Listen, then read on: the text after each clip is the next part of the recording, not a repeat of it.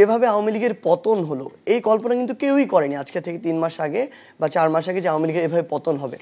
সেই জায়গায় আওয়ামী লীগ ওই মুহূর্তে পতন ঠেকানোর জন্য যে কোনো কিছু আপনাকে অফার করতে রেডি ছিল। যাদেরকে তারা সমন্বয়ক বা সামনের সারিতে চিনত, এনিথিং, টাকার অঙ্ক আপনি বসাতেন তারা আপনাকে দিত, অন্য যে কোনো ক্ষমতা আপনি চাইতেন আপনাকে দিত, যে কোনো কিছু দেওয়ার জন্য প্রস্তুত ছিল।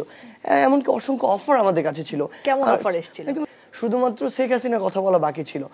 এভরিথিং বলা হয়েছে যে ও যা চায় যেভাবে চায় সেভাবে হবে। টাকা কোনো ইস্যু না, ক্ষমতা কোনো ইস্যু না, একটা আসন কোনো ইস্যু না, দেশের বাইরে যা চায় এনিথিং সবকিছু ম্যানেজ করা হবে। ওকে জাস্ট যারা হচ্ছে ওদের ক্লোজ তাদেরকে নিয়ে গণভবনে যেতে হবে। বড় হয়ে আসলে সার্জিস কি হতে চায়? আসলে আমি কি হতে চাই, আগে অনেক নির্দিষ্ট শব্দ, যে শব্দগুলোকে নির্দিষ্ট পেশাকে রিপ্রেজেন্ট করতো, সেই শব্দ দিয়ে নিজেকে হয়তো রিপ্রেজেন্ট করতাম। কিন্তু এখন আমার মনে হয় যে আমি সেরকম কিছু শব্দ দিয়ে নিজেকে আর সীমাবদ্ধ করতে চাই না।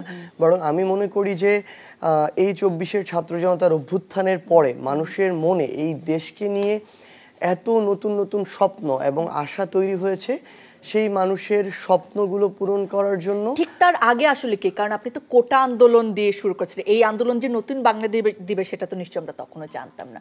তো সেই কোটা আন্দোলন আসলে কোন মোটিভেশন থেকে, কোন চাকরি বা কি করবেন ভেবে এসেছিলেন? আচ্ছা, এটা শেষ করি তারপর ওটা বলছি। আমার জায়গা থেকে এখন যেটি মনে হয় আসলে যে দেশ এবং দেশের মানুষের জন্য বৃহৎ অর্থে কিছু করতে পারবো, যে কোনো নির্দিষ্ট জায়গা থেকে যদি এটি সম্ভব হয়, যেই জায়গা থেকে সম্ভব হবে আমি সেই পেশায় আসলে নিজেকে নিয়ে যেতে চাই। এবং আরেকটি হচ্ছে, এই অভ্যুত্থানের পূর্বে আসলে আমি জব নিয়ে পড়াশোনা করছিলাম, জব রিলেটেড। আমি বিসিএস পরীক্ষাও দিয়েছিলাম, প্রিলিমিনারি হয়েছিল, আমার সামনে রিটেন পরীক্ষা ছিল। তো আমার তখন ইচ্ছা ছিল সিভিল সার্ভিসে যাব, অ্যাডমিন ক্যাডারে, এরকম একটি ইচ্ছা ছিল। বাট এখন হচ্ছে আমার মনে হয়েছে যে নির্দিষ্ট হয়তো ওই জায়গাটা একটা নির্দিষ্ট জায়গা নিয়ে কাজ করে, বাট এর চেয়েও বড় পরিসরে দেশ এবং দেশের মানুষকে নিয়ে কাজ করার সুযোগ রয়েছে, সেই জায়গাগুলোতে কাজ করতে চাই। সেটা কি রাজনীতি হতে পারে? ব্যাপারটা হচ্ছে এখন এই জায়গাটিতে আগ্রহ তৈরি হয়েছে। আগ্রহটা কোন জায়গা থেকে তৈরি হয়েছে? আমার জায়গা থেকে আমার মনে হয় আসলে যে বাংলাদেশের যে ৩০০ জন মানুষ ওই জাতীয় সংসদে বসে বাংলাদেশের জন্য পলিসি মেক করে, কিংবা যে ৫০-এর কম বেশি কিছু মানুষ আসলে বিভিন্ন মন্ত্রণালয়গুলোতে দায়িত্ব পালন করে, কিংবা যিনি এই দেশের প্রধানমন্ত্রী হিসেবে দেশ পরিচালনায় সবচেয়ে গুরুত্বপূর্ণ ভূমিকা পালন করে, এই জায়গাগুলোতে আসলে তরুণ প্রজন্মের যারা একদম মেধাবী প্রতিনিধি রয়েছে তাদের আসলে আসা উচিত, যারা সবকিছুর আগে ব্যক্তি স্বার্থ, গোষ্ঠী স্বার্থ, দলীয় স্বার্থের আগে দেশ এবং দেশের মানুষকে নিয়ে চিন্তা করে, যাদের এই স্বচ্ছ চিন্তাধারা আছে, যাদের পৃথিবীর বা হচ্ছে সাময়িক যে মোহ বা লোভ, আর্থিক হোক বা অন্যান্য কিছু, এই জিনিসগুলোকে যারা পাশ কাটিয়ে আসতে পারে, তাদের আসলে রাজনীতির জায়গাটিতে আসা উচিত। এটা আমার মনে হচ্ছে আপনার।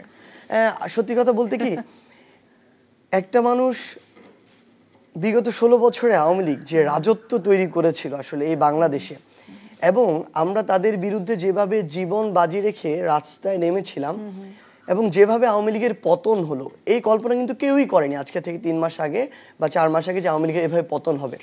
সেই জায়গায় আওয়ামী লীগ ওই মুহূর্তে পতন ঠেকানোর জন্য যে কোনো কিছু আপনাকে অফার করতে রেডি ছিল। যাদেরকে তারা সমন্বয়ক বা সামনের সারিতে চিনত, এনিথিং, টাকার অঙ্ক আপনি বসাতেন তারা আপনাকে দিত, অন্য যে কোনো ক্ষমতা আপনি চাইতেন আপনাকে দিত, যে কোনো কিছু দেওয়ার জন্য প্রস্তুত ছিল। এমনকি অসংখ্য অফার আমাদের কাছে ছিল। কেমন অফার এসেছিল? একদম স্পষ্ট মনে আছে আমার। ৩ তারিখে যখন আমরা এক দফা ঘোষণা করব, তার আগে ২ তারিখের দিকে আমার পরিবারের কাছে একদম বাসায় একদম আওয়ামী লীগের সেন্ট্রাল কমান্ড থেকে ফোন গিয়েছে, যেখানে জাহাঙ্গীর কবির নানক, আমার জেলার যিনি আমার সংসদের এমপি থেকে শুরু করে ওবায়দুল কাদের সহ যারা ছিলেন, তারা একসাথে একটা মিটিংয়ে বসে, সেখান থেকে আমার বাড়িতে আমার বাবাকে কল দেওয়া হয়েছে। শুধুমাত্র শেখ হাসিনা কথা বলা বাকি ছিল। এভরিথিং বলা হয়েছে যে ও যা চায় যেভাবে চায় সেভাবে হবে। টাকা কোনো ইস্যু না, ক্ষমতা কোনো ইস্যু না, একটা আসন কোনো ইস্যু না, দেশের বাইরে যা চায় এনিথিং সবকিছু ম্যানেজ করা হবে। ওকে জাস্ট যারা হচ্ছে ওদের ক্লোজ তাদেরকে নিয়ে গণভবনে যেতে হবে। ওই সময় এই লোভগুলো যেহেতু আমরা ওভারকাম করতে পেরেছি, এখন এটা আমাদের এটা কাছে নিয়ে তেমন আসলে বড় এখন চ্যালেঞ্জ অনেক নয়। প্রশ্ন আসে সার্জিস, নিশ্চয় আপনিও দেখেছেন যে এই আন্দোলনের সময় যারাই সক্রিয় ছিল তাদের পেছনেই আসলে এখন মানুষের নানা ধরনের প্রশ্ন, এবং একটা প্রশ্ন তো সমন্বয়কদের নিয়ে আসেই যে এই যে এত বড় ঘটনা সেটা কি তারাই ঘটিয়েছেন বা এটা কি স্বতঃস্ফূর্তভাবেই ঘটেছে, নাকি পেছনে আসলে কোনো কলকাঠি নাড়া হচ্ছিল, যে কন্ট্রোলারের কারণে আসলে আপনারা হয়তো ওই মোহটিও ছেড়েছিলেন,